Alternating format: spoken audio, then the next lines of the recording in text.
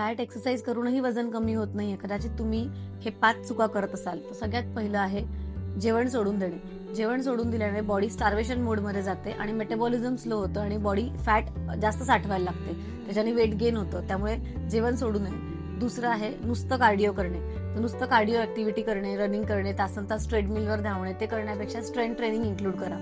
तिसरं आहे incomplete sleep. जर तुमची झोप पूर्ण होत नसेल तर शरीरामध्ये कॉर्टिसॉल लेवल्स वाढतात आणि कॉर्टिसॉल लेवल परत बेली फॅट वाढायला कारणीभूत असतात.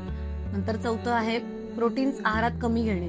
जर तुमच्या आहारात प्रोटीन्स कमी असतील तर मसल्स बिल्ड होणार नाही आणि तुम्हाला शुगर स्पाइक सारखे सारखे झाल्यामुळे सारखी भूक लागेल, ओव्हर इटिंग होईल आणि वजन वाढत राहणार आहे.